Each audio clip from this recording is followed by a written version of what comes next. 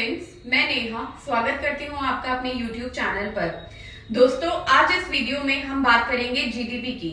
GDP क्या होती है, जीडीपी के डेटा से मार्केट कैसे इफेक्ट करती है, मार्केट की डायरेक्शन कैसे चेंज हो जाती है। दोस्तों, अगर आप ट्रेडिंग करते हो या आप इन्वेस्टमेंट करते हो तो आपके लिए जीडीपी की वैल्यू समझना बहुत जरूरी है। कब जीडीपी डेटा अच्छा होगा या कब जीडीपी डेटा बुरा होगा, आपको स्टॉक मार्केट में कब इन्वेस्ट करना चाहिए या मार्केट से कब एग्जिट लेना चाहिए या वेट करना चाहिए, ये सब चीजें जीडीपी की डेटा के हिसाब से देखी जा सकती हैं और समझी जा सकती हैं। अब बात करते हैं जीडीपी डेटा की। जीडीपी डेटा क्या होता है, तो दोस्तों बताना चाहूंगी, एक देश द्वारा एक फाइनेंशियल ईयर में किया गया फाइनल प्रोडक्शन ही जीडीपी डेटा होता है। एक साल में एक देश जितना भी फाइनल प्रोडक्शन करता है उसे हम उस देश का जीडीपी कहते हैं।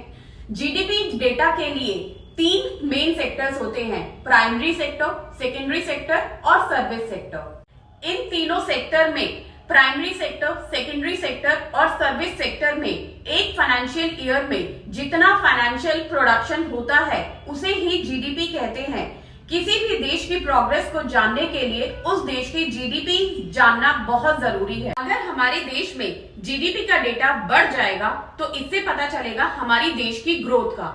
अगर हमारे देश में जीडीपी का डेटा स्लो हो जाएगा तो इससे हमारे देश की ग्रोथ का स्लो होना पता चल जाएगा। अगर हम जीडीपी को कनेक्ट करें स्टॉक मार्केट से तो इसे इजी शब्दों में समझते हैं। प्राइमरी सेक्टर, सेकेंडरी सेक्टर और सर्विस सेक्टर का स्टॉक मार्केट पर सीधा इफेक्ट पड़ता है। अगर इन सेक्टर्स में प्रोडक्शन होगा तो डेफिनेटली स्टॉक मार्केट का भी उस पर इफेक्ट पड़ेगा।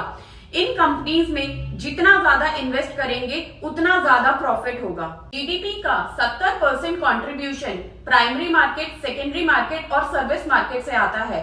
तो जब इन कंपनीज में इनका इतना बड़ा योगदान है तो डेफिनेटली उससे मार्केट इफेक्ट करती ही करती है। जब हमारी देश का जीडीपी बढ़ेगा तो डेफिनेटली यहाँ पर इन्वेस्टमेंट के बहुत सारे साधन भी खुलेंगे।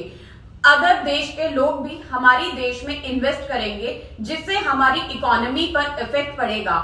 डेफिनेटली जब हमारी इकोनॉमी हाई होगी तो उससे इन्फ्लेशन का भी सपोज किए। दोस्तों, अगर आप स्टॉक मार्केट में ट्रेडिंग करना चाहते हैं या इन्वेस्टमेंट करना चाहते हैं तो आपके पास जीडीपी की वैल्यू होना बहुत जरूरी है, जीडीपी की नॉलेज होना बहुत जरूरी है।